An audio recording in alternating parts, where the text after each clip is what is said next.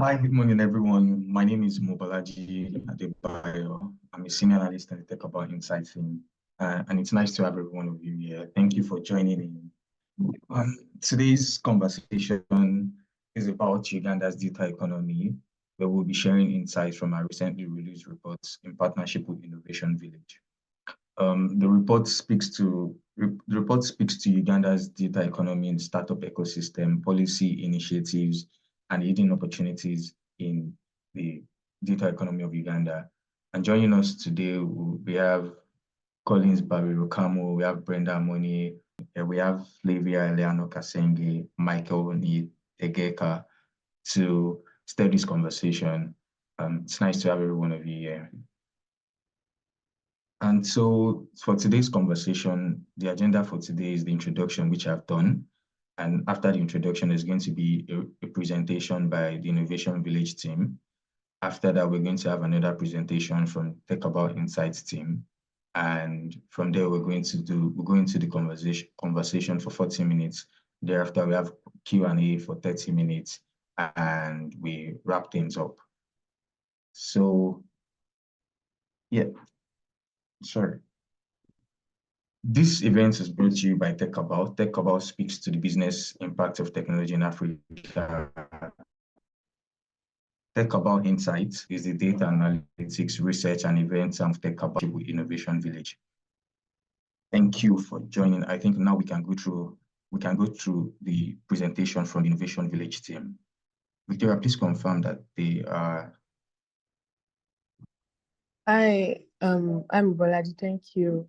I'm trying to bring up Saul from Innovation Village, the digital economy practice lead. So if you can hear me, could you please just accept the invitation so that you can have your presentation? Thank you. Thank you very much, Tim. I hope you can hear me, you can see me. Are you able to? Yes, we can. We can hear you and we can see you. Very, very good, very good. Thank you very much. My name is Saul Wekama. I lead the digital economy practice at the Innovation Village. Very excited to be here today. Dan team, you guys are doing great work, and we're very happy for this partnership. So our panelists, Collins, Michael, thank you for joining us today for this important webinar on our digital economy. You guys have been champions in this, and you're leading the charge. Thank you very much. As we examine the forces influencing our digital landscape, it's crucial to determine how we can align our strategies to capitalize on emerging opportunities. That said, I would like to thank TechCabal Insights for the significant partnership in highlighting Uganda's digital economy landscape. This conversation is particularly significant for us at Innovation Village, where our core mission is to drive social transformation through technology. That's very key for us. Our digital economy practice, the department which I head, is designed to champion the mission by building a robust ecosystem that supports entrepreneurs, innovation, and adoption of cutting-edge digital solutions. We believe that to unlock the full potential of Uganda's digital economy, we must leverage collaboration, data-driven insights, and trend analysis. These are key areas that this webinar aims to address. So, does the digital economy really matter? Absolutely. The digital economy is no longer a future aspiration. It's a present-day reality. Uganda, with this growing young population and increasing digital penetration, stands at a pivotal moment. From e-commerce to fintech, agriculture, education, the opportunities to leverage digital platforms for economic growth and social transformation are vast. We must therefore navigate evolving trends and technological shifts such as AI, blockchain, and the gig economy to ensure we don't just keep pace, but lead the charge. At the village here, we are committed to building the ecosystem that positions Uganda as a competitive player in the digital economy. We focus on fostering the skills, platforms, and partnerships that allow innovators, entrepreneurs, and digital professionals to thrive. All this makes our partnership with TechCabal Insights timely and critical. By collaborating to release the Digital Economy Outlook Report, we are making a bold step towards grounding our ambition in data and actionable insights. The report offers us a comprehensive view of the key trends, challenges, and opportunities that are shaping Uganda's digital future. For Innovation Village, this partnership emphasizes our commitment to a data-driven approach. It also allows us to gain critical foresight and understanding, enabling us to better support innovators, entrepreneurs, and policymakers in making informed decisions. It will also highlight where investments are needed, helping us identify areas that require focus, such as infrastructure development, capacity building, and inclusive growth.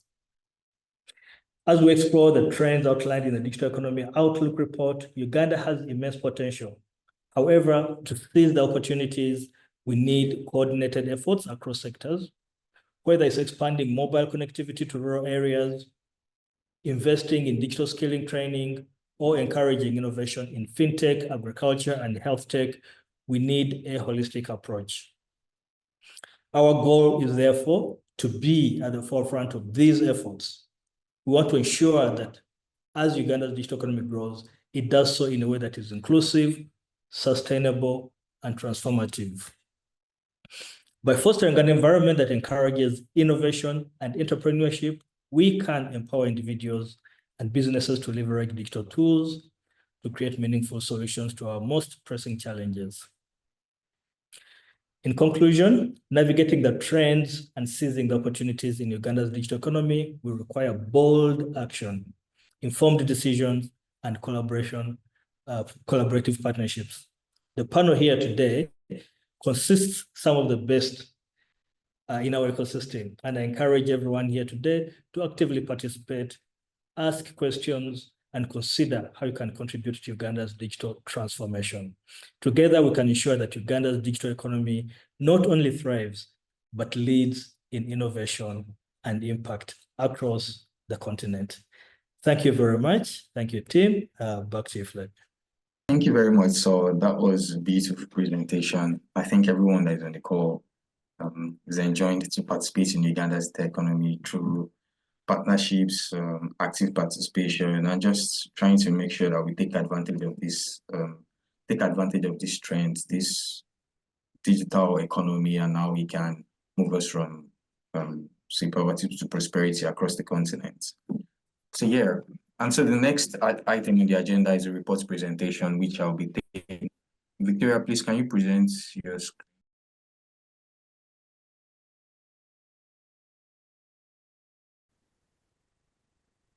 Yeah, thank you, Victoria. So let's go straight into it. The Ugandan Digital Economy Trends Report captures economies in its early stages, which is pretty much of the continent. And there's a lot of investments that needs to be made in digital infrastructure, innovative ideas, and skills to harness the potentials of the digital economy.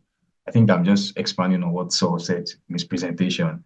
And then low internet penetration in the country and high data costs compared to high internet penetration in Kenya could undermine the digital economy. And then despite the fact that Uganda's digital economy is still in its nascent states, a lot of tech startups are innovating around societal problems, and which is, I think it's a common trend across some of the markets, in Africa where fintech is dominant. Fintech has risen to be the prominent sector, receiving a huge chunk, 50% of total VC investments to Ugandan-based startups between 2019 and 2024. It's also important to note that fintechs, they've also grown on the back of critical infrastructure like the electronic payments, mobile money, real-time gross settlements, transfers that have grown significantly over the past 5 years. And key regulations that have helped this growth include the National Payment Systems Act in 2020, which opened up the sector to innovation. And something else that's also been eaten up in the data economy sector is the fact that government-led initiatives have been coming up. There's Uganda's Data Acceleration Project, National Development Plan 3 of 2020, and Digital Uganda Vision of 2019, which is trying to position the country as an emerging digital economy powerhouse on the continent. But we've been saying nice things throughout the past 30 seconds or 1 minute. Regulations like the digital service tax could have negative impact on the growing data economy in Uganda. Next slide, please.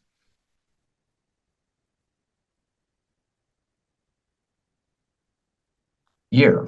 And so a critical metric to check anytime data economy is concerned is to look at internet connections, because that's what powers people, that's what blurs the line between the virtual and the offline world. As of June 2023, there are about 27.7 million total internet connections in Uganda, and the number of telephone subscriptions as of June 2023 is also 34.9 million.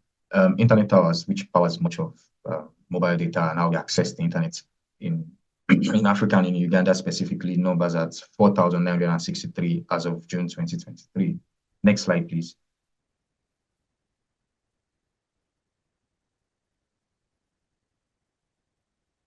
Yeah, and just as it is in a lot of countries, the growth in telecommunications coverage has led to an increase in revenue within the sector. Telecommunications has powered mobile money, and as a result, we've seen gross revenue last year of $1.2 billion from MTN and Airtel Uganda. 2G population coverage has not changed, but 3G population coverage has increased to about 97%, a 12.79% increase from 2014, that's 10 years ago. And there's been an increasing coverage of 4G internet in Uganda. Next slide, please. Yeah. So as of June 2023, about 37 licensed fintech operators registered mobile money account numbers to 39.4 million. The value of mobile money transactions in 2022 is $44 billion. And financial inclusion rates, which is impressive, stood at 78% as of the time of publishing this report. Next slide, please. And here we see a trend of mobile payments or mobile money transactions in Uganda. We've seen how it has improved. Financial inclusion rate, which I earlier mentioned at 78%, has grown on the back of mobile money transactions in Uganda. Next slide, please. Yeah, and just as it is in any major ecosystem, innovators and enablers have been key to the growth of Uganda's data economy. The fact that the startup scene has grown, startups raising 100 thriving, including mobility, where you have the likes of SafeBody, Lumida, and like MTN and Airtel have also helped to shape the foundations of the digital economy in Uganda. And it's also important to note that all of these things that we're talking about will not stand if there is no immense human capital. So there's been a combination of innovation hubs, which that's why the partnership with Innovation Village is important. Innovation hubs, education programs, and university support programs that have been key foundations to these drivers. That's where you get a lot of the talented founders and innovators who go on to build startups in Uganda. So next slide, please. Yeah, collaboration between multiple stakeholders has been important or instrumental. You have accelerators, you have the Growth Africa program, Data Economy program at Innovation Village, you have Accelerate. And in terms of regulators, we have the National Information Technology Authority, the Bank of Uganda, and Capital Market Authority. The Bank of Uganda is super important because they've been critical to the fintech regulations, creating sandboxes for innovation in the sector. And investors are also important because they're powering the innovation, supporting seed, pre-seed funding. We have the likes of Renew Capital, Nordic Impact Funds, Savannah Funds, just powering the startups that have great ideas and some traction to reach the intended customers. So the next slide, please. So kind of wrap this up. And then VC funding, which I've mentioned earlier, stands at $181.3 million to date. This was when we released the reports. I reckon it should have increased to maybe $190 or $200 million as of now. number of the amount of venture deals between 2019 and 2023, and also spotlighting ASAC, a microinsurance startup that has raised the highest amount of funding in Uganda since 2019. Next slide, please. Yeah, it's also important to note how most of these deals have occurred. Debt deals have made up about 26% of total deals from 2019 to 2024, numbering at about $48.5 million. Next slide, please.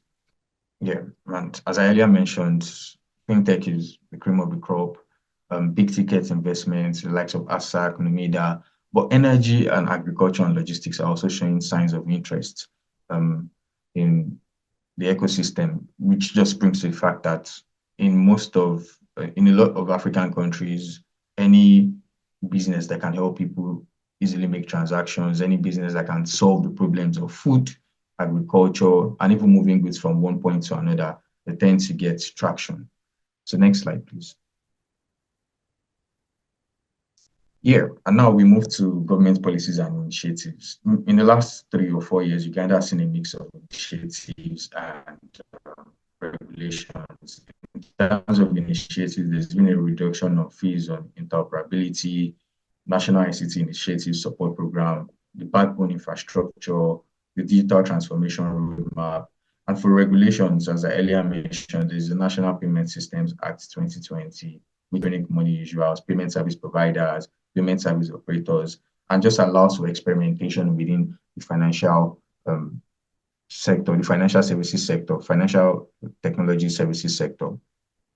Next slide, please.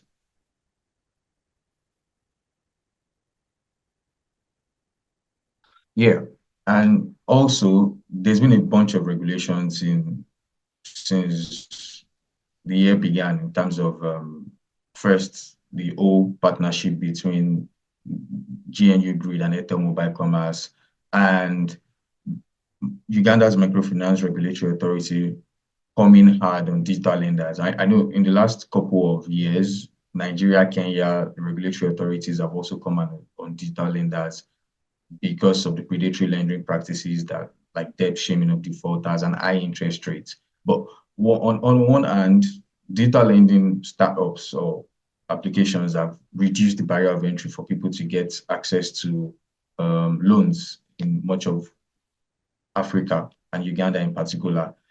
It's also important for regulations to be in place so consumer protection rights are not eroded on. So next slide, please.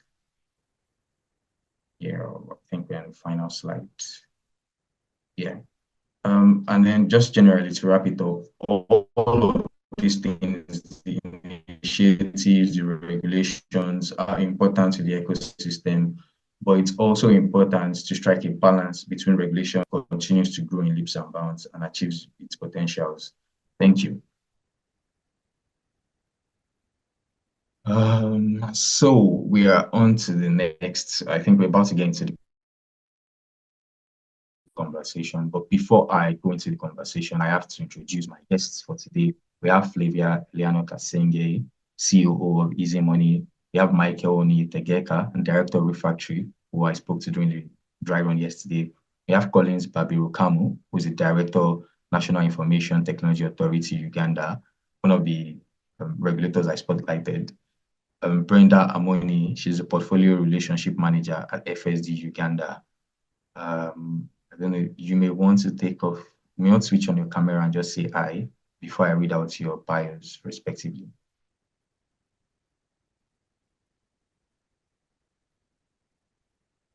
Okay.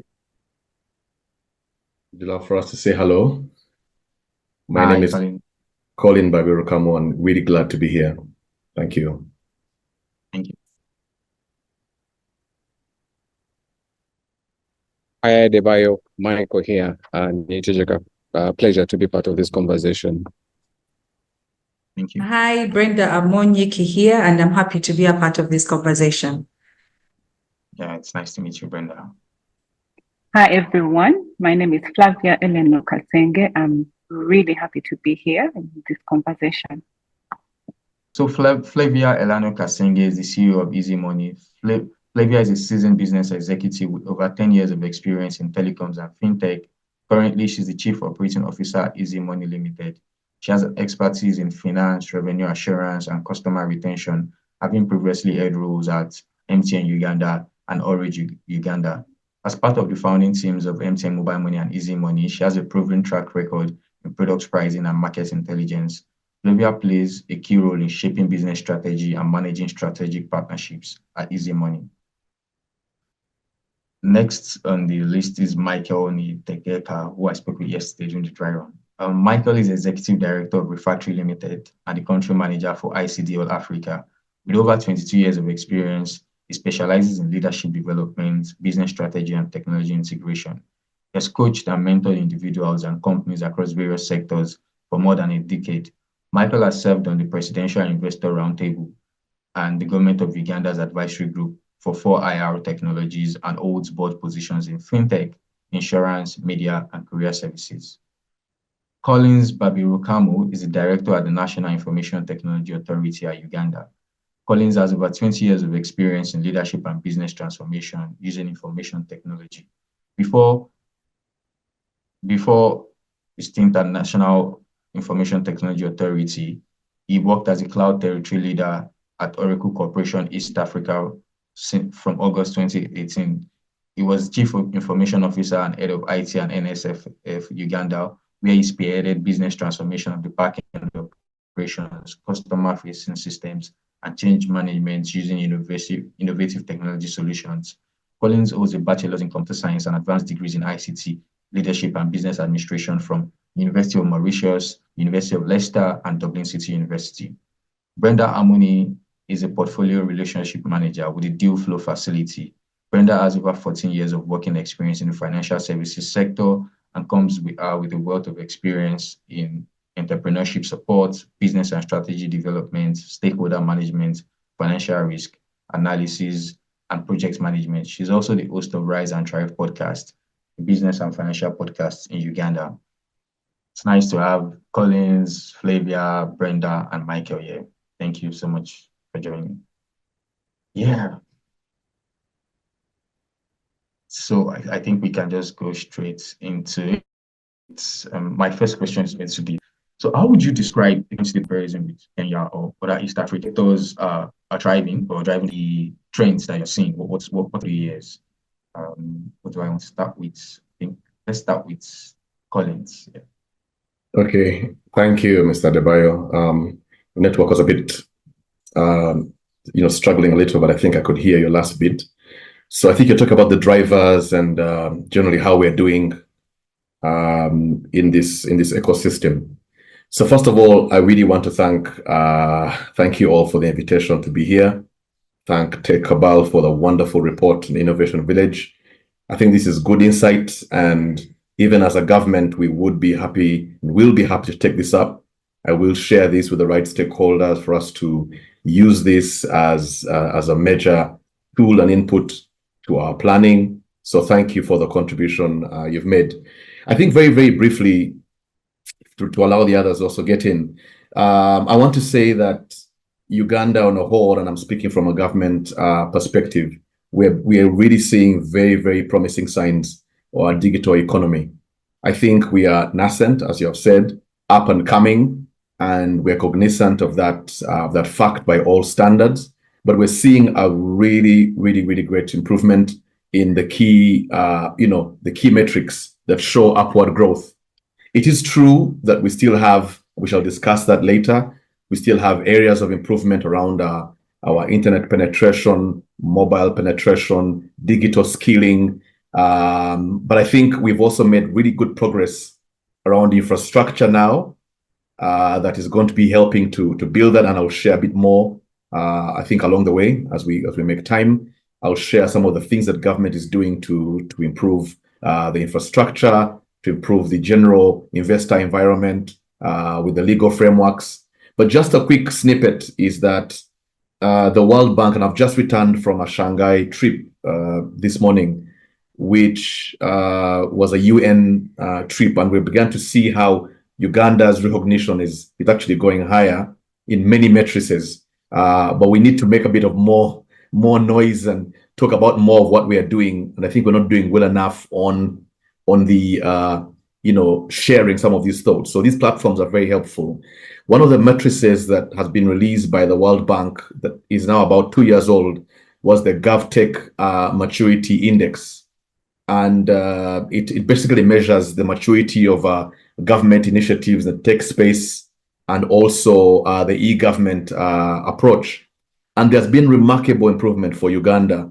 It was about 63.3%, 63.9% rating in 2020.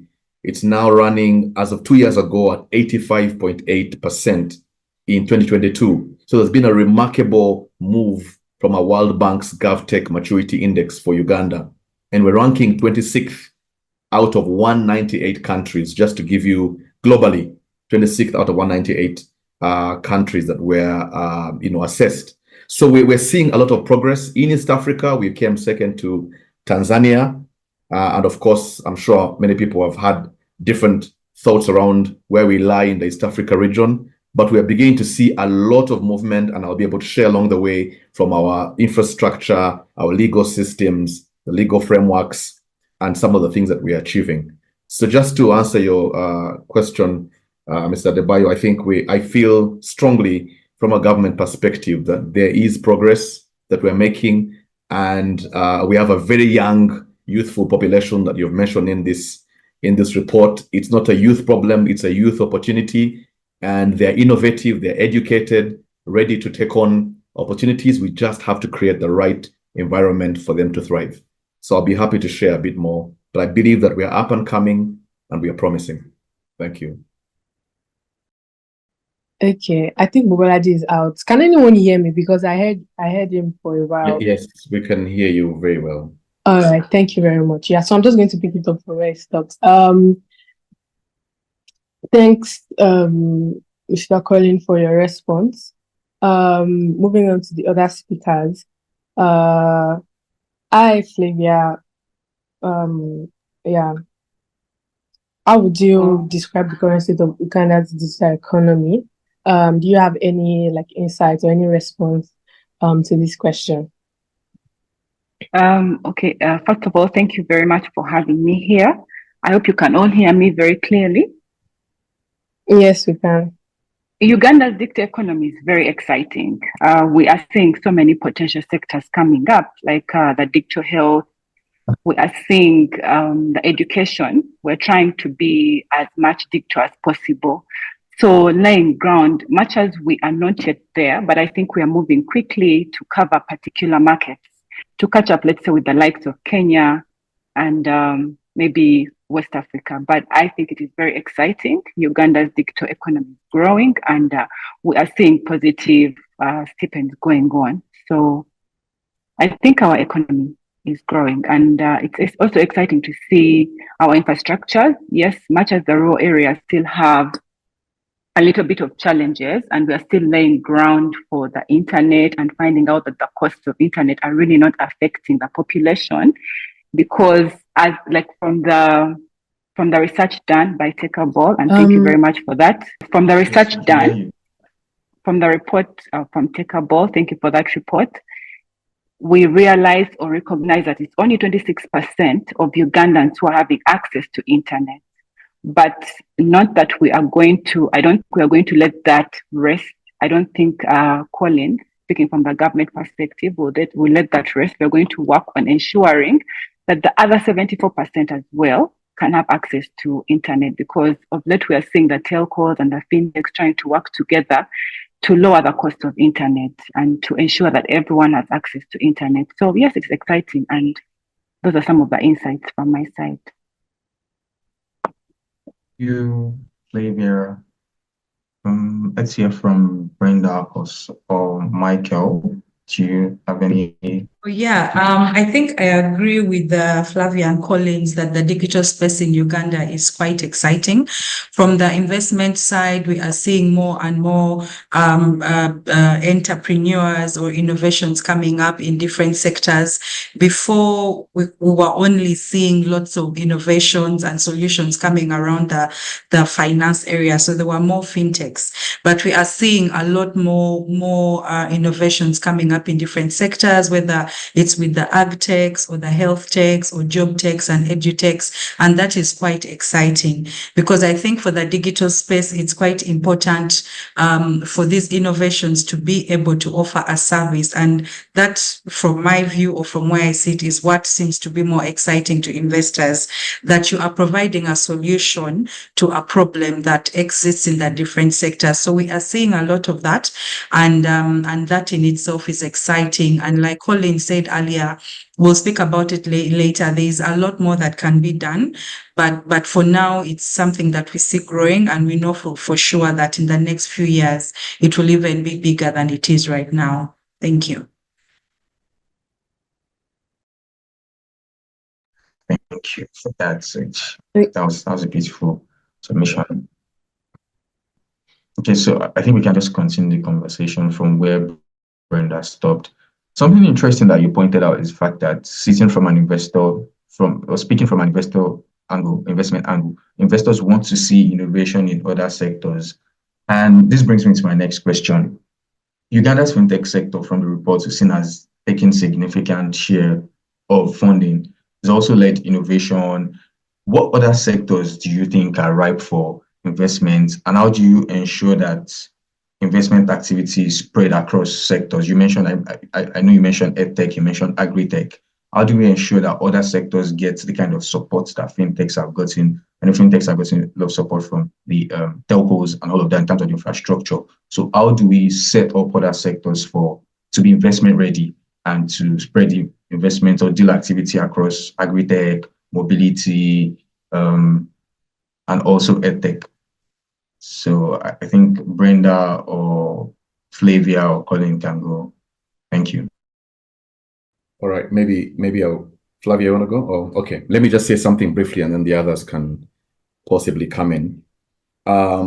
Yeah, I think you said it right. Fintech space it's been a buzz for some years now, and that's helped pick up. We know that there's a lot to be done, again, to really spread this cake around. I think Brenda did mention something very key around the fact that we need to now look, and I think Flavia did mention also, we need to begin looking at other sectors. I think the top sectors here remain, like every young economy, we must look at education, we must look at health, and you must look at agriculture. I mean, these are like overarching sectors that you must tackle as the basic ones. And then all the others, trade now comes in, as you have seen, being very key. And of course, that's where, e-commerce and everything comes in. But I strongly believe that a drive towards fostering more innovation and funding towards the education space, the health space, and the agriculture space will be extremely important for a young, growing economy like Uganda. Our economy generally heavily relies on agriculture.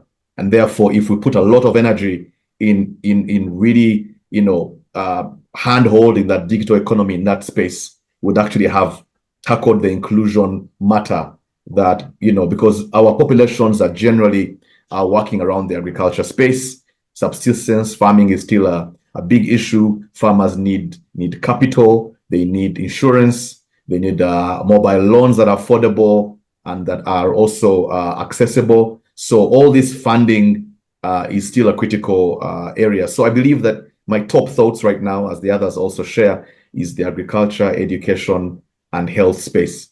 These are areas we need to give focus, and I'll be sharing a bit more, along the way, Adebayo, around the Startup Act, around the national payment systems, the Data Privacy Act. There are a lot of frameworks now that are being laid to provide an ecosystem-friendly environment by the government for these sectors to thrive.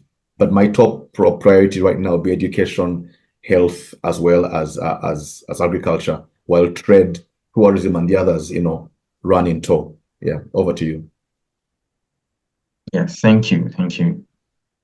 I think I think I couldn't agree more with Colin, especially on agriculture. I mean, it's ingrained in us, and we know this for a fact that agriculture is the backbone of the country in terms of the number of people that it employs and the value that it has to, or the impact that it would have, or the impact that some of these innovations would have on the different societies, or, especially for the underserved. So I agree with Colin on agriculture, health techs, and of course edutechs, because now we know we are seeing a shift in how people are consuming knowledge. We are seeing a shift. I don't know if it was COVID or it's something that started before, but this was really accelerated by COVID. People are consuming more online, and education is being given more online. So there's a lot of opportunity in that space. And of course, with health, when you look at it from the health, from the impact side, there's a lot that can be done, or there are innovations that can be done to make access to healthcare simple and easy for the different communities. Thank you, Brenda. I think Flavia wants to go for it. In my opinion, I believe that the fintech sector is still there is significant room for growth. And I believe the fintech sector is the backbone of innovation for other industries. So if we work on the fintech space, we shall then have traction in the other sectors. So the fintech space, I believe, is what is going to foster collaboration with the sectors like the agri-techs, in the health sector. And then we have to build strong partnerships with those particular sectors. So I believe we still have a lot to do, much as, yes, we are growing in the fintech space, but we still have a lot of growth to do, but considering the other sectors. So the fintech space, I still believe, will build a lot of traction in the other sectors. Thank you very much, Flavia. I think that was super, super important to state, because I think all across the continent, there's this trend of where you start maybe you have an edtech solution, you have an health solution, but you have to find a way to layer payments on it. So it's critical to understand that payments is sort of the foundation of sort of like an enabling infrastructure for every other solution you create, or every other tech enabled solution you create in Africa or in Uganda specifically. And partnerships are crucial. edtechs and fintechs. I know Turaco did a partnership with, I think, Airtel Mobile Money. I'm not very sure. So Turaco is like an health insurance startup in Uganda, did something with a mobile money platform to sort of expand the user base of their products. And I think in the coming years, we'll likely see more of that. So my next question is, I think, is going to be titled at Collins and Flavia. I think Michael could also join in because he's not spoken. Can you hear me now? Your voice is breaking up. We can hear you slightly. Yeah. Okay. So I'm still trying. You should rejoin. We're struggling to hear you. Yeah. So on to my next question. And this is titled. This question I want to call in and Flavia to respond. Despite the opportunities, Uganda's data economy faces challenges based on the fact that it's still in its early stages. What do you think are the most significant barriers to growth, and how can they be addressed? So I think we can hear from Collins first, or Flavia, whichever one of you wants to go. Yeah, thanks. Thanks again. Yeah, the question I think is extremely, extremely valid, and I think that's where the energy needs to be placed. What can we do better as a government and as a private sector? The first thing that we realized, I think, as a government, and I'm just sharing off my heart and my thoughts, is that we've realized as a government, and we're cognizant that we cannot do this alone. We must work with the private sector, and therefore public-private sector partnerships are going to be extremely key in moving this digital economy forward. And I'm excited about this kind of platform, this kind of discussion where we hear from the private sector. I'm actually excited to just learn and listen to the private sector players, because that's where the answers truly are. We provide the environment as a government, we provide some infrastructure as a government, but true innovation and the true drivers actually come from the private sector. So providing an environment for the private sector, I think, is going to be extremely key. But that said, I think a couple of challenges have been mentioned already here, I think by Flavia and Brenda, around the digital, for instance, the low penetration of internet and mobile telephony. These are key challenges, I'll tell you. We are cognizant of them. And right now we've got, as NITA, for instance, we've received funding now, both from Exim Bank and as well as the World Bank, to actually improve fiber optic cable around the country in the next 3 years. So let me give you an example. For instance, right now, the penetration just of the internet fiber is about 4,300 kilometers of fiber. We need to get to every village, every parish in the next 3 years. So it's a very steep challenge. But in the next 3 years, we've now got funding that allows us to reach every parish, or rather, let's say every district as the quickest win. This has a national backbone infrastructure, but also has last mile connectivity to schools, hospitals, local governments, to ensure. Now, the more government players come on board, it's a volume game, the more discounts we get from an internet perspective. So we're about to see internet come down, and NITA has been leading the way, Minister of ICT, to bring down the internet costs, from about $3,000 per megabit per second, dedicated fiber. Now it's $35 per megabit per second. We hope that that goes down to even $15 as more players come on board. So we now have the funding, we now have the teams to keep moving, and we believe that now not just 40 districts or 40% of the districts are covered, we can have 100% of the districts covered in the next 3 to 4 years. So it's a steep challenge that NITA and the Minister of IT have. So we're cognizant that there's low penetration. We also have, working with UCC under the Uganda Digital Acceleration Program, to have multiple masts, telephony masts, that will be serving the underserved, refugee host communities, the underserved communities, to make sure that nobody is left behind in Uganda. Because, of course, telcos are rightly only serving commercially viable areas. But we are looking for universal access as a country, as a government. So we shall be installing masts to reduce the whole capital expenditure for telecom industry, to ensure there's telephony, mobile telephony around the country. And we now have the funding for that again. So the next 3 years are extremely fundamental for us. I won't go deeply into digital skills. I've got Michael and the team here, but that's a key top area challenge that we have. And I believe that they'll share on some of the things we want to do.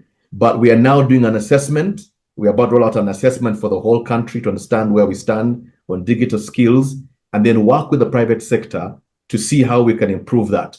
We cannot do this alone as a government. And that's where Michael and the team come in. We must partner with the private sector on digital skilling. Maybe lastly, quickly, because I really want others to speak, is a digital. So digital infrastructure is one. We've talked about that. We've built a data centers, of course, because key is having data centers in the country that provide affordable storage, affordable cloud technology for governments, but also for private sector to operate. So that's now running. But the other point is to have affordable smartphones. Okay, so as a digital economy, until we have affordable smartphones, affordable internet, very good digital skills, we will not see the right improvement in the overall, digital economy rate that we need to begin to measure. So I think pushing the taxes down for smartphone access to ensure every Ugandan, or most Ugandans, or at least every household, can have a smartphone that's affordable in their homes and in their use, will change the space, I think, overall. And lastly, the legal frameworks. I think we'll talk about those along the way. Just making sure that there's the right legal frameworks, which was a challenge before, but I think we've now seen the National Payment Systems Act, Data Privacy Act. We're seeing the right sort of frameworks now in place to allow the digital economy to thrive. So, I mean, I'll allow the others to come in on the challenges, but the government is taking its best shot at working on the pain points, and we're happy to listen to more pain points from the private sector so that we can address them. So over to you. Yeah, you can go for it, Flavia. Okay, Uganda's digital economy is really bursting with potential. Unlike any thrilling adventure, of course, we have so many challenges. I think one of the challenges that we need to also look at is the liquidation level of liquidity that we have. So most fintechs are able to innovate. They're able to, we feel their presence. They are around. We know that we have a presence of fintechs and the companies that are coming up. But I think one of the major issues is the level of liquidity. We are lacking capitalization to be able to roll out what we have innovated as fintechs.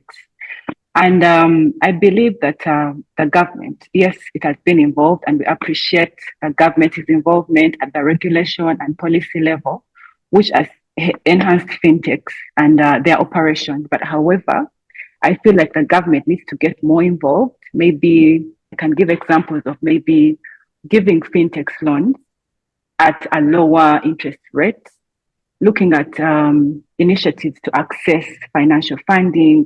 I believe the government can play a good role in that space as well. But also as fintechs additionally, so we can collaborate with other fintechs and partnerships to get crowdfunding platforms and ensure that what we are innovating is out there for the world and for the market to be able to consume. But also how we innovate it, it has to be created and speak to the people out there. Like if we're innovating anything, it should speak to the people at the bottom of the pyramid. It should speak to the people in the corporate world. Basically, we need to innovate while encompassing everyone. So yeah, I believe that once we do that, we look at government's help, we look at crowdfunding, we look at like different innovations for us to be able to have cross-border funding, so we can be able to innovate at the same time, not lack liquidity to roll out. Thank you, Flavia. I think let's hear from Michael, and then we'll move to the next question.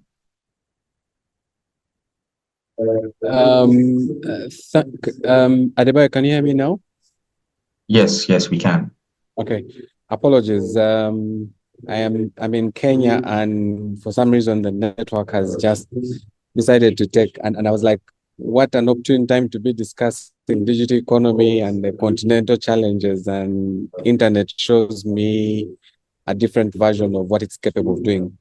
Yeah, so I've listened in and I agree. I mean, it's a journey. The Ugandan space is in its nascent stages, and there is a lot that is possible. Listening and looking at the report as somebody who is into the skilling space, it just gives me a lot of hope that the work that we are doing is not in vain, that we will be feeding a pipeline that is hungry for talent.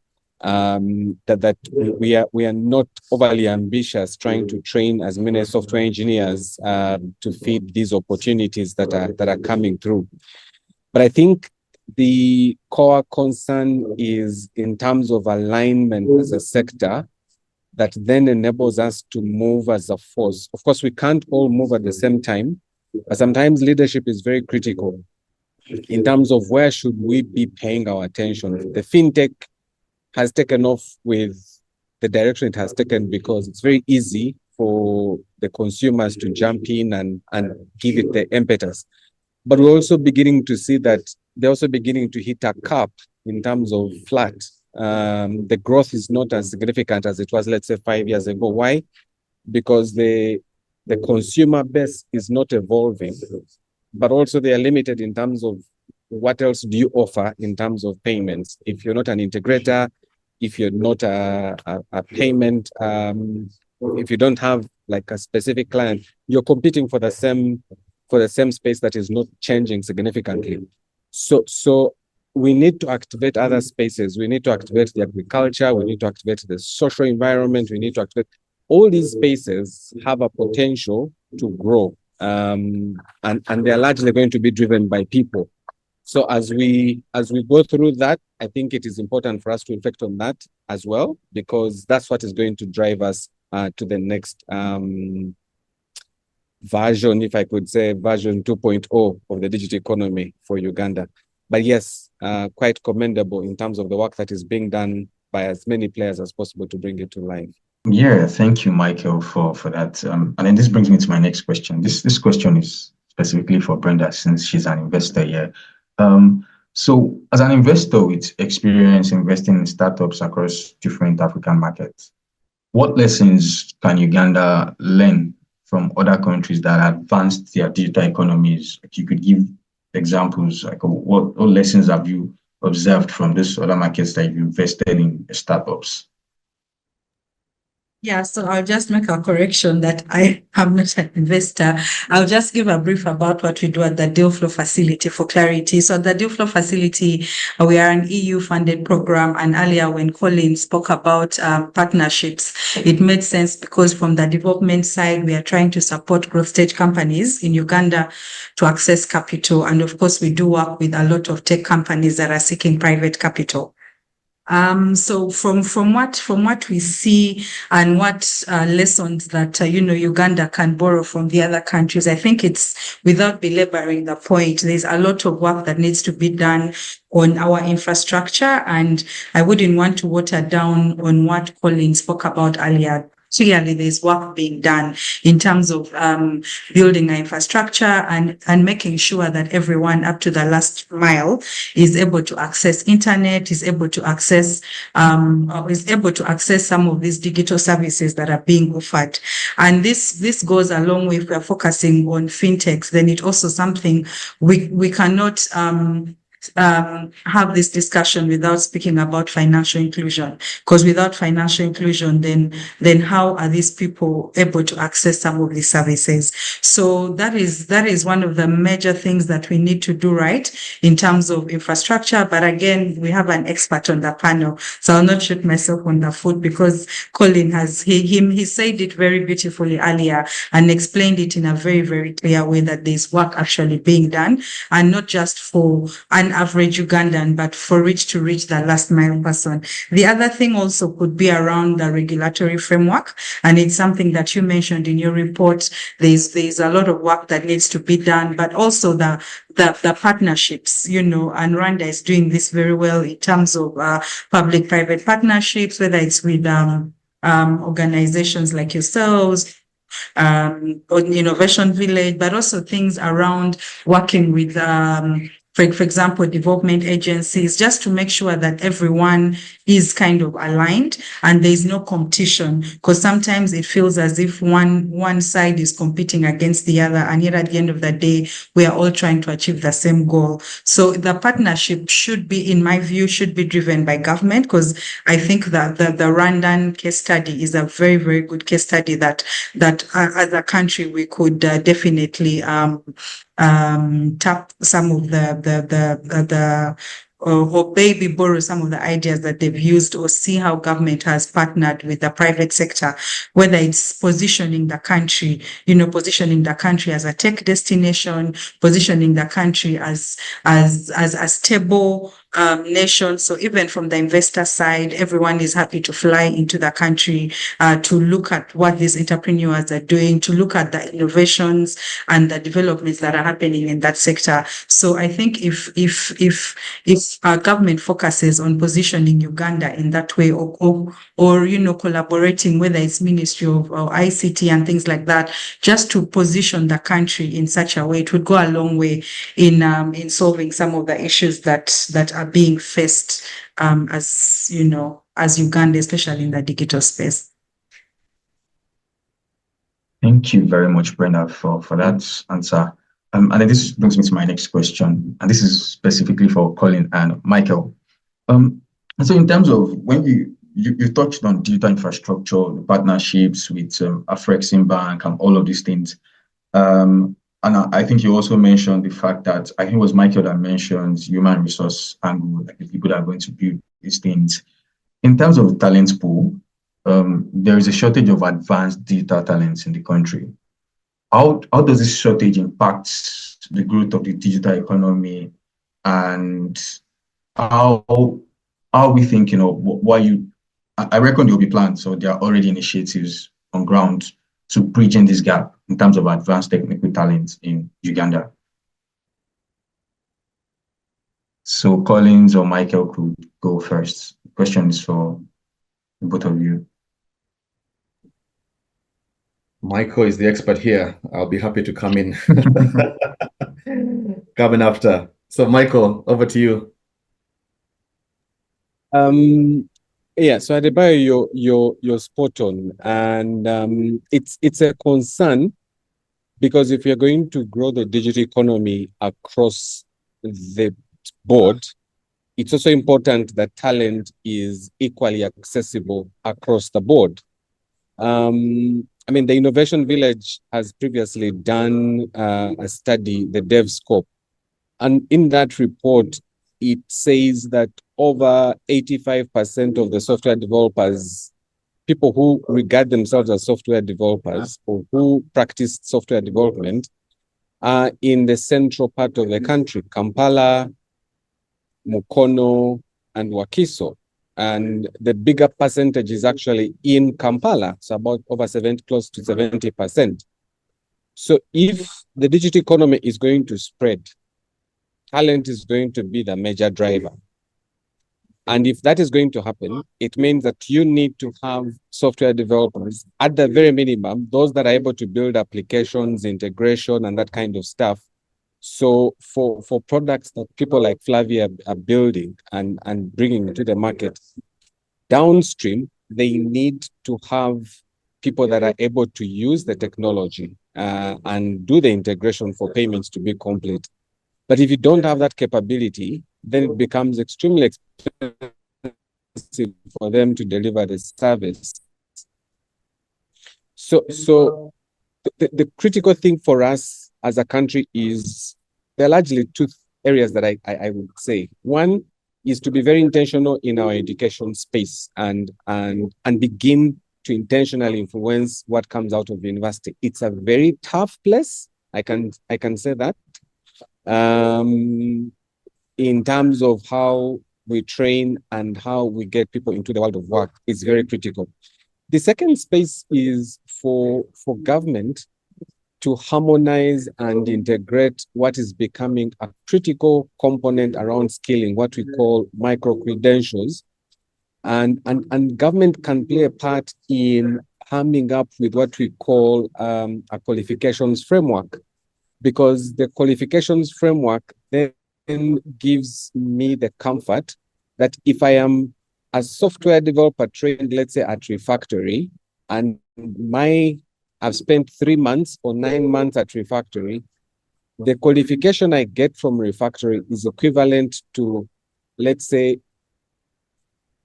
level 1 software developer, level 2 software developer. So what does it mean to be a level 1, a level 2, a level 3? And so what are those competences? Because then you open up the talent development pipeline to have as many players. Right now, everything seems to be structured against a degree. So you must have a degree in software engineering. But then the sector is also, and so people like us who are into the micro-credentials, the non-traditional education approach, our clients are also saying, but when I finish this, what else can I do? How can I demonstrate that I have these competences? Or where's my growth curve for it? The fortunate bit is that the private sector really doesn't care. Because I can tell you the over 90% of the people that have gone through Refactory and have found work, the employers are not even caring whether you have a first degree in software engineering or you have a first degree in social sciences. The question is, do you understand what I need and can you deliver for me? So for me, those are some of the things that I think we can do to address the digital skills. It's a combined process, but we need to work together so that even our efforts are not, much as the people are finding work, it will hit a certain point where if people are struggling to get growth in terms of if they want to go for a master's, can this be recognized? For me, that would be a major game changer in terms of directing the effort for skilling. Thank you, Michael. That was, Yeah. Okay. I mean, I think Michael said it very well, and I think that's the point of these engagements for us as government to listen and listen more to the industry players. We've had engagements with Michael and other stakeholders in this space over the possibility of this kind of grading and certification, and why it's important to have a standard, level certification in the digital skilling literacy program. So I think that's something that we need to accelerate quickly. I was in a meeting in part of the government engagements. I think it was in Ireland, and somebody mentioned to me, so I was marketing Uganda and saying, you've got to come and invest in Uganda. You've got to come and bring your money here. So one of the investors asked me, so tell me right now, do you have about 1,000 software developers of level 2 capability right now, and can you reach them right now? And I must admit my eyes gaped for a moment, and I didn't have a good answer.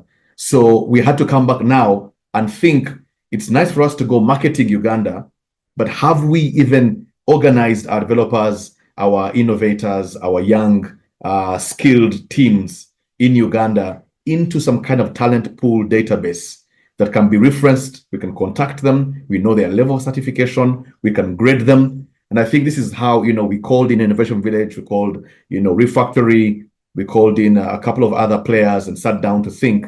We now have a prototype database that we would like to discuss, of course, further with the team to see how we can now begin rolling out a kind of industry-wide talent pool sort of database that allows us to grade our people, to have the young people register themselves. We can now know who's level 1, who's level 2, who's level 3.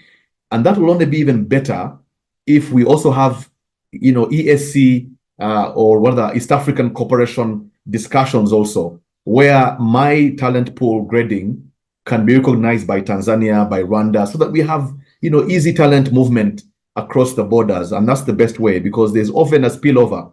There's work going to Rwanda because they are marketing very well and they can't seem to take the whole muscle. Can that work come to Uganda? If we have harmonized and standardized, that would be much easier. Kenya also attracts quite some work coming in, and how does Uganda, Tanzania, and all the others pick up from there? So I think Michael has said it very well around standardizing that certification. One of the things that we're going to do, and I'm just sort of going ahead of you, but I'm saying that as government, we are also going to do an assessment, a baseline assessment of our digital skills, because how can you cure or improve something you don't fully understand? So just like you've done a digital economy study, we would like to do a complete comprehensive study of our digital skills. And so you'll be seeing in a few months, there'll be a couple of adverts going on, and we'll be calling in private sector tenders to help work with us to assess where exactly are we countrywide. And this discussion, Adebayo and everybody listening, cannot be a Kampala, capital city, central region discussion. We must speak and make sure that nobody is left behind, to the farthest district, to the guys without mobile telephony, without a smartphone. Another challenge we didn't talk about, for instance, is that there are many districts in Uganda right now that still don't have power, or at least, villages. So while we're talking about smartphones and the digital economy and the fintechs and mobile telephony, we don't even have power penetration yet in all spaces. So there's a bit of work to be done on the whole, but if we could assess where we're standing from a digital talent pool perspective, that will help. I think lastly, government has also emphasized a lot around the STEM education, which is around science, technology, engineering, and mathematics. And globally, that seems to be a push to try to emphasize, improve the teachers' welfare around STEM, but also improve the STEM environment around the country. That way, we really are pushing, a science, technology, engineering backed thinking that allows our young people to go that direction, because that's where the real future is. How do we get our young people ready, not just for basic digital skilling, But AI is now at the forefront of every discussion. Robotics, think of anything, nanotechnology.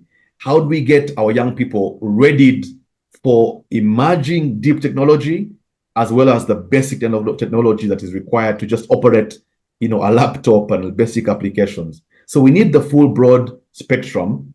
I think this assessment will give us a good baseline to allow us to work with the private sector going forward. Thank you. Thank you, Collins. That was super useful. Adebayo, Facts where you talked about. Michael.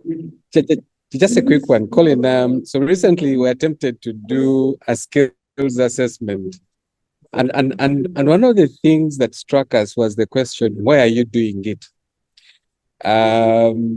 Especially from a government perspective, the question is, you're coming for me when you find that I fail the assessment. Is there an opportunity? Well, does that mean that I will be lost? So I guess for me, it's going to be how you do it, and it's going to be largely how you prepare the masses, especially from the government ecosystem, because everybody looks at assessment of, you're out to catch me. And if you're out to catch me, if you catch me, am I going to lose my opportunity? And I think for me, the need to prepare the masses and do significant awareness around the opportunity will help quite a lot. The other thing I would like to share with you, Adebayo and colleagues, is that the ecosystem, and especially the fintech space, Colin, and the other actors, it would also be very good in your survey to get to understand where there are capacity gaps. Because right now we don't have that capability, we don't have that visibility in terms of the labor market demand for digital competences and what are they looking for. So just chipping that in to make sure that we achieve much more than capability. Well said. Thank you. And someone just mentioned, you, Mike. Sorry, in the chat room, I think Raymond did say we also have to focus heavily on government employees, and that's really a very primary area. Government employees are still trying to work around how to use a computer and reply their emails, and so we must be cognizant that some people need very, very basic skills, and then of course go to the higher level analytics. So let's not talk robotics before we can get Word and Excel and email done properly. So we shall be very sensitive about government employees and underserved communities. Thank you. Yeah, so I think brings me to my penultimate question, and this is for Flavia. So we've been talking about talents, human resources, and just talents generally in Uganda's digital economy. So another critical aspect is the challenge of talent retention, and it's also prevalent across Africa. And this is me, Dr. On asking the game, you are a CEO of a startup, so talent is super important to running a business. A lot of skilled professionals are leaving Africa, leaving Uganda, Kenya, Nigeria, moving to the US, moving to the UK for better opportunities. So how should companies and startups think about talent retention? How can they support them with retraining and reskilling to ensure that they meet industry needs and that attrition doesn't increase year on year? Okay. I think just like any other sector, we have to be honest about this. There will be a lot of labor turnover. People will seek for better opportunities. They want to go to different countries that are paying them better. So in this sector, I think if we are to use the example of doctors, on average, we release like 1,000 doctors, but about 500 of them maybe will go to different countries. They will have better opportunities somewhere else. But there is a bridge. There are 500 that have remained behind. So they are continuously trained. So you get so many interns in these hospitals. I think in the sector of fintech, we need to be able to look at this, just like Colin and Michael were mentioning. We need to be able to have a database that we need to refer back to and see how are we able to continuously have employment in the digital space. We need to provide a space where we can continuously train the brains, as opposed to, you know, having whatever effect it's having, the drained brain by people leaving. We need to continuously train them. We need to have people in this sector, and we need to be very, very intentional. For example, let me give an example. Uganda's youth is about 77%. 25, when we look at the years, it's about 25 years in that, you know, in that number. But, and at the age of 25 is when we're really tech savvy. We're trying to find out, we're trying to explore. So as fintechs, what are we doing to maintain that particular youthfulness? What are we doing? So that our people don't, even if they're taken by other countries, even if they look for space elsewhere, we are still not going out of employment. We are still not lacking an engineer to innovate. So I also believe that, yes, as much as government has a role to play, but also as fintechs, we can pioneer the education. We can pioneer an education process that helps us retain some of these brains, as opposed to, you know, panicking when people find maybe better employment. So as in the fintech sector, we need to continuously train. We need to continuously have it in our mind that people, we cannot stop them from moving away. Also, this takes me back to the spaces that we are having. You see, like Innovation Village, we have to be able to continuously monitor the young people and boost their creativity. So even when people have moved to other countries, finding out greener pastures, we are not lacking in our space. So let's turn this shortage of talent into an opportunity. I think we really need to find out how best can we train them? How can we do the coding section when people are in school? How can we as fintechs pioneer, of course, together now with the other stakeholders like university, to embrace the fact that, you know, the digital space is growing and we need more experts in this area. Yes. Thank you. Thank you, Flavia. That was super useful in terms of thinking of how to retain talent and ensure the ecosystem doesn't crumble when people leave. And this brings me to my last question. It's 2 in 1.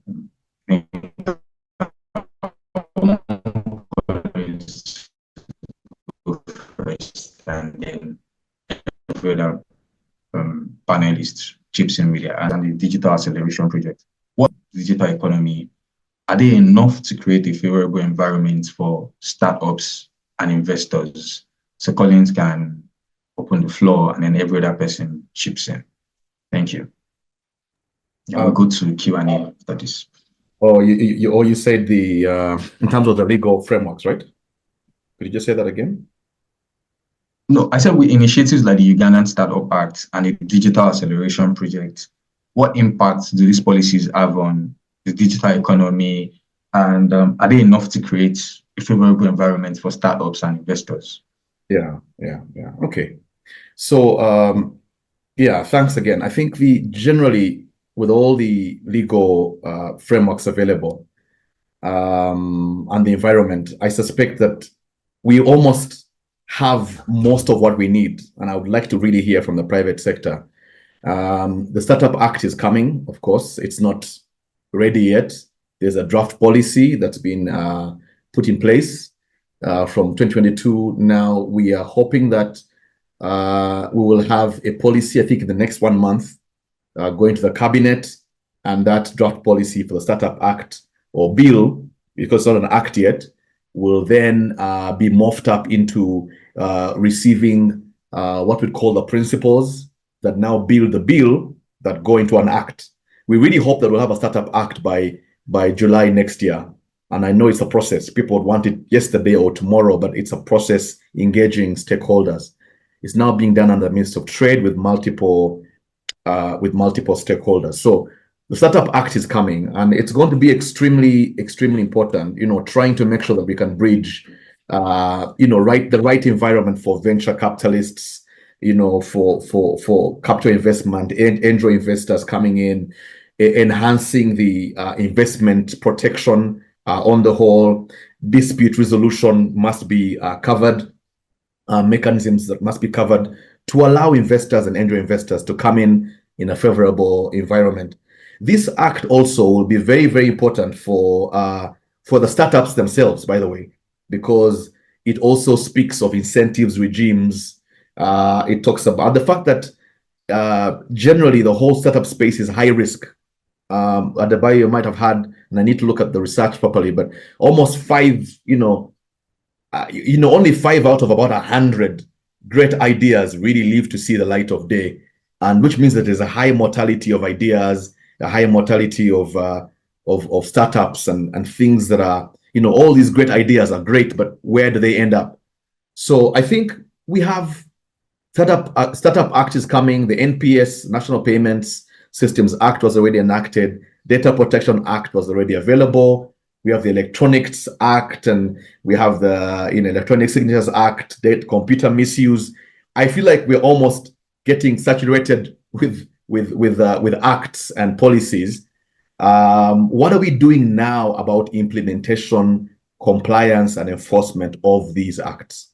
So I think that's the most important thing now. The discussion should be, are we enforcing them right? As government and regulators, we're regulators, NITA, are we making sure that we are not stifling innovation with regulation? Because on one hand, we are saying you have a Data Privacy Act, which is extremely important globally, but we're making sure that, but fintechs and innovators want as much information for them to generate data-driven solutions. But those solutions require consent by data subjects. People like me, you want my data about my finances, where I come from, what tribe I am, you need to get my consent. So how do we make sure that we have a balance between regulation and innovation? We don't stifle one or the other. So I think for me, the biggest issue is not more regulation. I have a feeling we've got quite a number of regulations. We are quite ahead, by the way, in the pact of regulations globally, even in Africa. People are trying to get to where we are going, but I think it's the enforcement, it's the compliance, it's ensuring that these are favorable for our environment. The last act that I think we're now going to be working on, that you'll be seeing in the papers soon and with the involvement of stakeholders, is basically the AI strategy and act that will be coming up. How do we get private sector to sit with us to now think of this new great thing that's happening around AI, because it will also impact startups anyway. There are now AI startups all over the world. So how do we ready Uganda for the AI space? Because you could see how we were left behind on mobile money act, and we're trying to play catch up as a government. So how do we move quickly on the AI space also to make sure that by the time, and I know by now we have many startups already working there, how can we provide them the right environment? So I think for me the bigger question is how we find the balance between regulation and innovation, and how do we make sure we don't oversaturate with regulation, but we allow startups to thrive, and how do we implement this? So that seems to be the bigger question for me right now. Over to you, Adebayo. Thank you, Collins. Let's hear from Brenda. Thank you. Sorry, I was on mute. I do agree with Colin. I mean, with a good regulatory framework, like I said, I'll be speaking from the space on which I come from. I think that would give a lot of investor confidence. One of the reasons why we don't see as many investors coming into the country is because Uganda is perceived as high risk.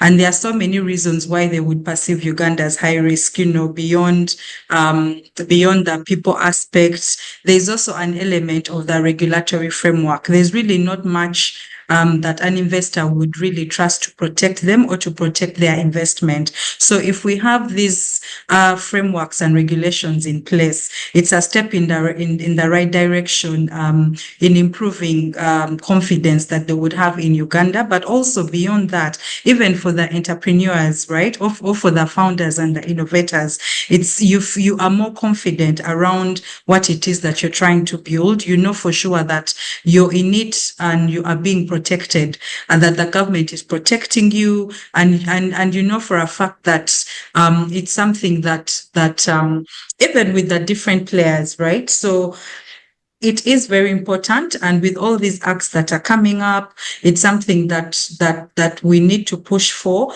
And I also like the fact that the government is not going at it alone.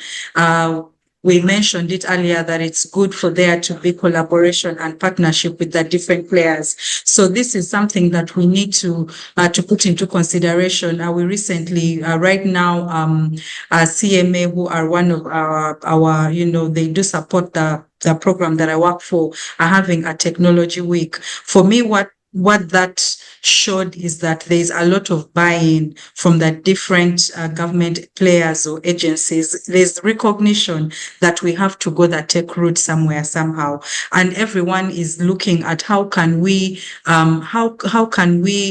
include this discussion in everything that we do? Because you would not think that an institution like that would have a focus on technology, but that is their focus this week, and it's a step in the right direction. So when we have all these people coming together and putting in place different regulations and frameworks and having these discussions like the one we are having now, and I like that Colin says he's here to listen so they can go back and try and implement. That in itself already is a step in the right direction. Thank you. Thank you. Thank you, Brenda. Is it okay if I say something? Yeah, sure, you can go for it, Flavia.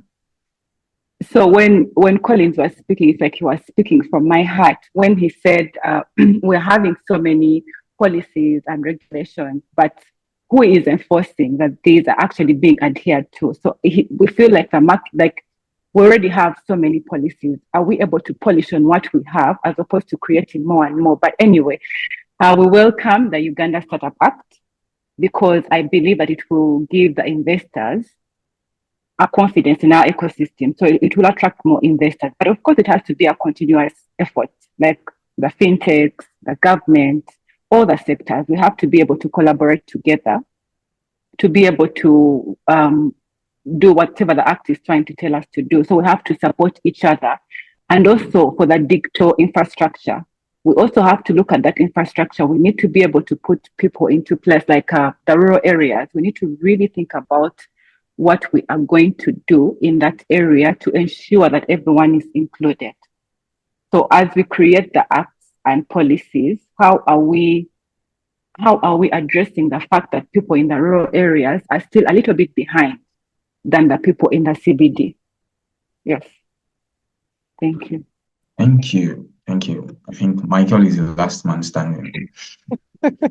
Yeah, no, I liked when Flavia said, "Can I say something?" And she's like, Colin was speaking to her.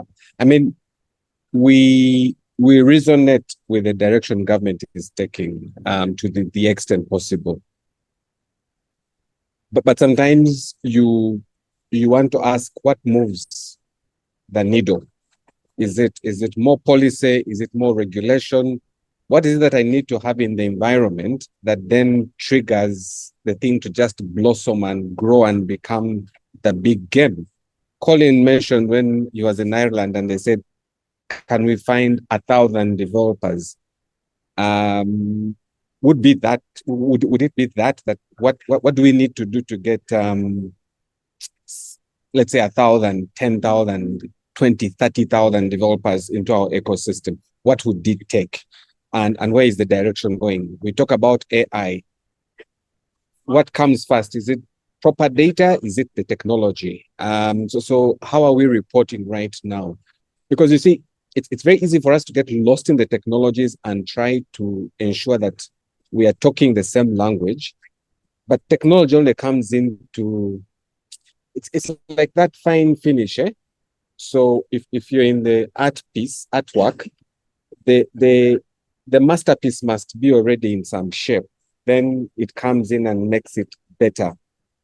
So Colin, one of the areas that I think government could even start is how are government entities reporting? Let's start from there. How are we reporting? Do we have basic application around use of tools like spreadsheets? And I'm saying this because you will come up with the AI and AI frameworks and all that, and then realize that actually there's a lot of heavy lifting that needs to happen because the technology is just at the top layer.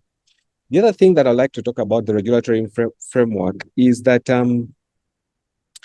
sometimes I'm sharing this from a point of I read NDP 3, the National Development Plan 3, and in there, NDP 3 said they had an ambition of 700,000 digital jobs. And then I asked a question, what are these 700,000 digital jobs? In what discipline, what function?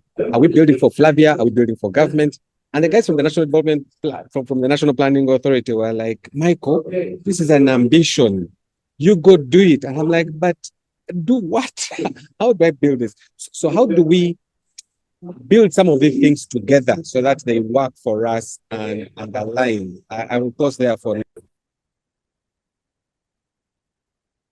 Yeah, thank you, Michael. I think we're on to the Q&A, but before we do that, I'm going to bring up a poll for attendees. Let me launch the poll. Yeah, I think the poll is on now. Yeah, so we can answer that. Yeah, so Q&A, I'll take some questions. I'll take a few questions from those ones that were asked here during the event, and then some that were sent ahead of the event.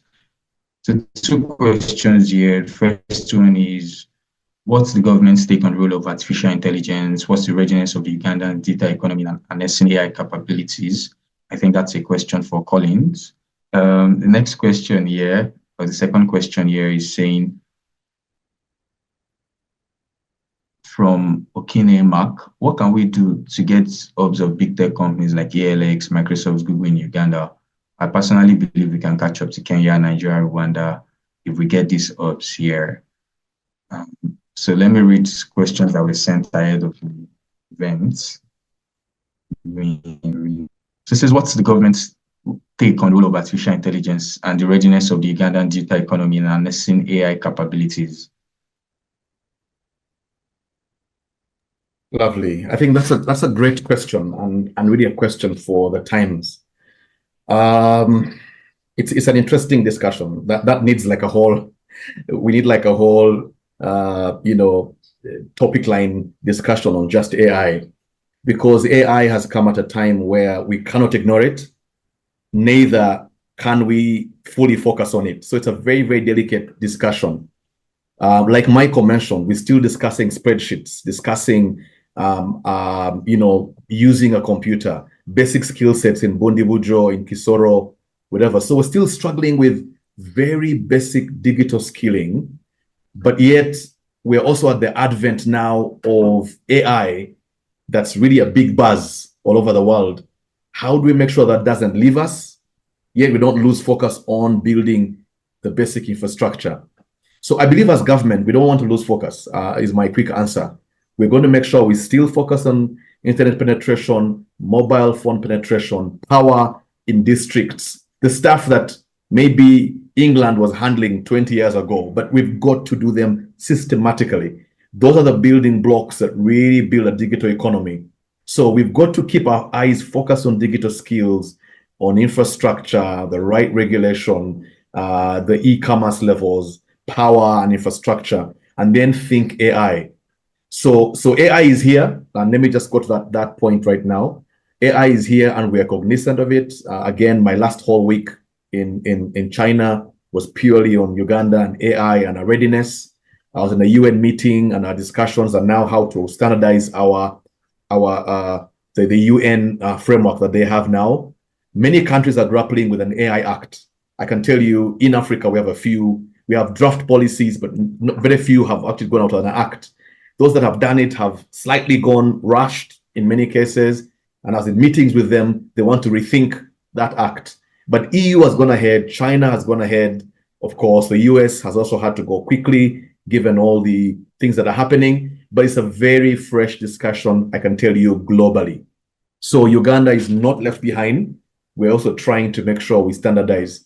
So from the UN perspective, we now have a forum where I was sitting, and we can now take a framework template and nationalize that template to make it our template. But it's going to require a lot of stakeholder investment here in Uganda. We need a lot of private sector, the academia, the youth sitting and telling us what they want to do with AI, what they're able to do with AI, so that government will build not some fancy EU template that we've built or the African Union, but it's a Ugandan AI strategy. The strategy then will move into, of course, usually policy moves to the act. So we're not rushing to have an act right now. We need to have a strategy first that then moves there. But how do you do all this when you're still grappling with the basics? I think has been my question to everybody. While there's a rush to go AI, we still have the basics. There's no smartphone in people's homes. There's no affordable internet yet. And so let's not lose sight of the basics. But lastly, I want to say that AI has great potential in Uganda. In fact, I think our youth now, if there's any kind of skill set now that we need to pick up on, is to pick up on AI. Just like we're saying, it's good to learn French, but Mandarin and Chinese now is a good direction to take for our young people. Any young person now aspiring for the future, you need to begin thinking about doing Mandarin. It's the same way internet was great. Mobile money also came, but now AI has come and you must embrace it. And the early embracers will be on top of their game. Those that don't embrace AI will basically be left behind in Uganda. There'll be jobs that are lost, but also more jobs created. So anybody embracing AI will be better productive because the government, the population wants to be data-driven, and that will be basically AI coming in. So I see a lot of robotics coming in, blockchain coming in, cryptocurrency will be knocking at the door. How do we get ready as a country? So the advantages are many. I could talk about this, I'll tell you all morning about where Uganda needs to be. But I'll just say this briefly. Lawyers must be alert now. Drivers must be alert. Accountants must be alert. Language interpreters must be alert. You can easily be replaced by AI in the next 5 to 7 years. And I'm saying 5 to 7 because of the rate of increase of machine learning and AI. So as Uganda, I know we're talking about the basics of infrastructure, but we are aware of what AI is doing and coming. And so ethical usage and regulation are going to be critical, but Uganda must embrace AI quickly. And therefore our strategy must take place quickly. So we are aware of what AI can do for the young people. And I really want the academia and the young people and the youth to embrace AI as early as possible. But the government must quickly jump on board to make sure there's ethical usage. I'm happy to take on more questions, but we could talk about this all morning if we had more time. Over to you, Adebayo. Yeah, thank you. Just to point out, I know we communicated that this webinar is going to be from 9 to 10:30, but we've gone past time, so apologies. We may extend it by extra 15 minutes to take some of the questions. I think the audience is really enjoying the conversation here. I've seen a lot of text in the chat box and even more questions. So the second question, I think this is going to be addressed to Michael. It's from Okine Mark, who says, what can we do to get up to big tech companies like ALX, Microsoft, Google in Uganda? I personally believe we can catch up to Kenya, Nigeria, Rwanda if we get these hubs here. Thank you. Yeah, I mean, we've had conversations with some of these partners, and you have to appreciate that sometimes you need to be you have to be intentional with how you want to build your talent. And let me give context to it. So ALX will enroll 1,000 people or 2,000 or 3,000 people. And I've had conversations with them and I'm like, so if I'm in Uganda right now, I can enroll and I will be part of it. The difference is once that you need to now begin to provision yourself for work. So that is very critical, if that makes sense. Microsoft not long ago had a partnership with the government of Uganda, and they did provide a number of certifications or for people to go into. Is that context is critical. It is important for us to have context. who are we building for? Is this just accessing certification or training for the sake of having certification? There was a time when everybody was coming out of the university with a Cisco certification. What is happening right now? Huawei has come on board. So as we think through this, them coming into the market is something that can happen, and it shouldn't be the biggest challenge. You can even access them right now. But like I've mentioned, is context. So when you're done, and people always ask me, when we started Refactory, people were telling me, Michael, we already have Udemy, you already have Udacity, you already have all this. So what difference are you going to bring to the market? And I said, how many people have found jobs because they've done Udemy certification in this market? The Flavias are still struggling to find them people to employ, right? Because you haven't specifically paid attention.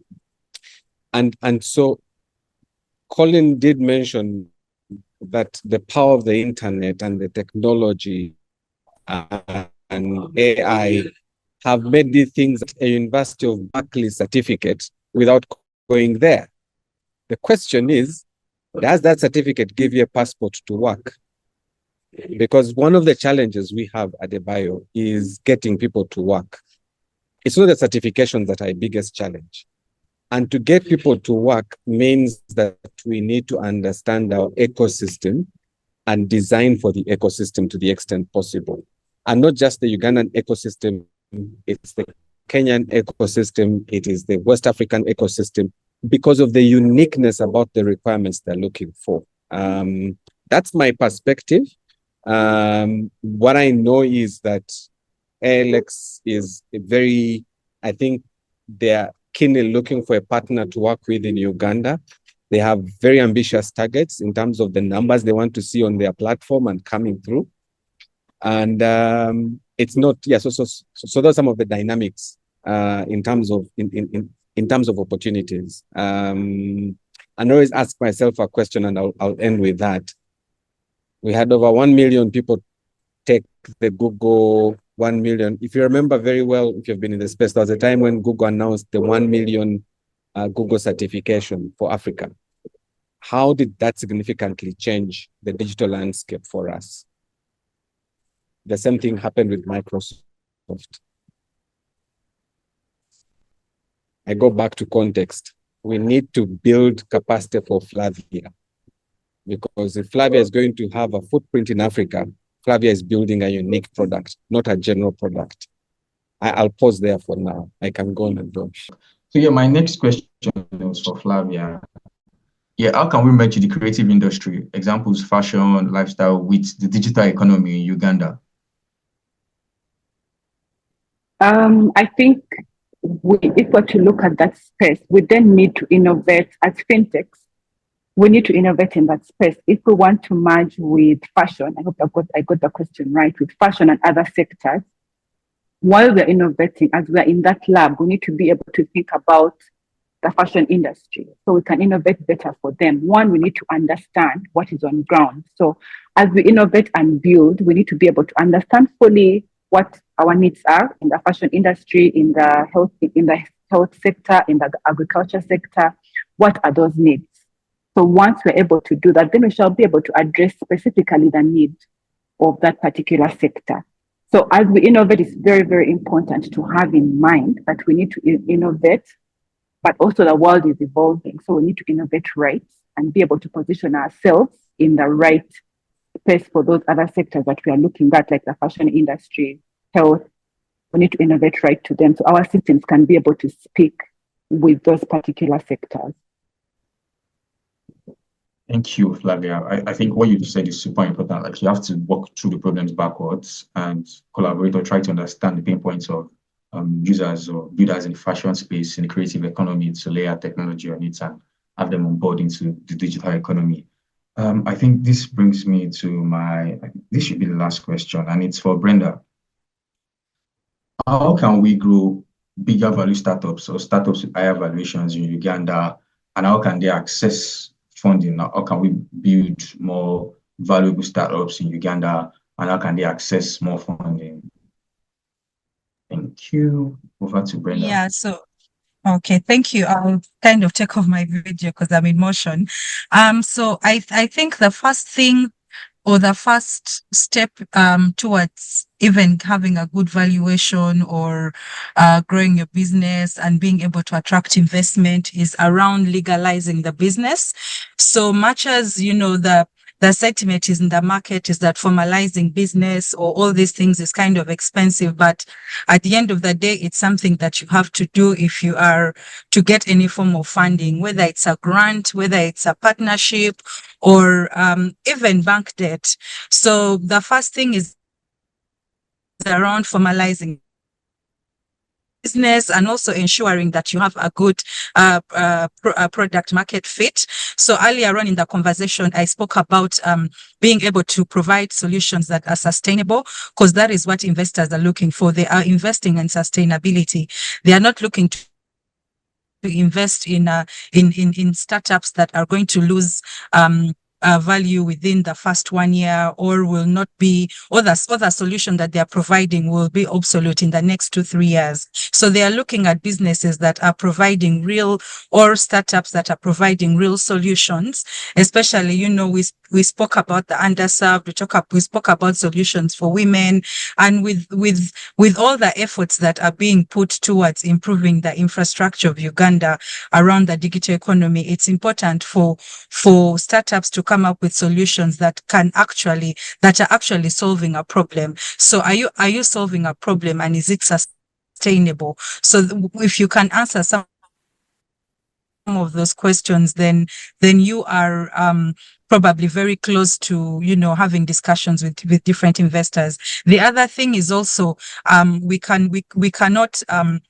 shy away from the fact that these collaborations are really important, whether it's with it's with hubs like Innovation Village, whether it's with government or with development organizations that now have so many programs that are geared towards supporting startups to get to a level where, you know, they can be investable. So it's also good for entrepreneurs, or I keep mixing up the words, but for entrepreneurs and startups to position investment readiness support. We have so many accelerator programs now. We have innovation hubs that are willing to hold your hand. We have programs that have been curated to support startups in the tech space specifically. So are you taking advantage of those? And it's in these spaces that you will be able to network, meet people that will be able to support you in your journey as you try and raise funding.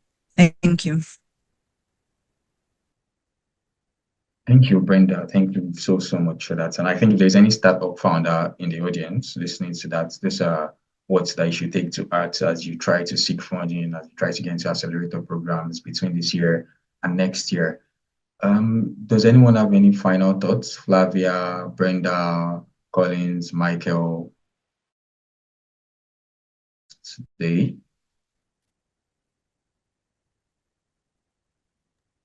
Okay. If there are no final thoughts. Share. Yeah, Colin. Yeah. Oh, I think I had Flavia. Flavia, don't go fast. Ladies first. Or? No, you can go first, Tony. Fine. Really? Okay. All right. Yes. I think Adebayo, thank you so much. TechCabal, Innovation Village, thank you for such a great platform. Even for the guys in the webinar chats, I've been reading and listening and taking some notes. Flavia and Brenda, thank you so much also. Michael, for your insights. It's such rich insights from local resources here, which is really, really encouraging for me. So I think thank you is my thought process. I think the journey to democratize usage of technology and improving the digital economy must continue, and public-private partnerships are going to be key. Government cannot do this alone. We need the private sector. And so I really want to invite the private sector to keep raising their hands, keep putting up the right forums for us to have this discussion. I also want to see more discussions, not just about ed tech, health tech, agri tech, fintech, but also about the solar, the renewable energy space. I think that's one quiet space that could easily burst open for Ugandans around solar, around wind, around renewable energy that's possible. I think going green tech now is also going to be quite something that we need to put our eyes onto. Otherwise, I think as a government, and I'll be happy to speak from a digital economy, digital governance perspective, we're happy to keep listening. It won't be just enough to listen. We need to keep doing some things and to even speak louder. So we've taken some notes, especially from the people, about our marketing Uganda. Our marketing is not there yet. We need to make a bit more noise. We need to be more visible in the region to investors, to the big players, to let them know that Uganda has a great youthful opportunity that's bustling and ready to shine. So we're looking forward to more conversations. Thank you very much. Mine is really to appreciate TechCabal and Innovation Village for having us on this conversation.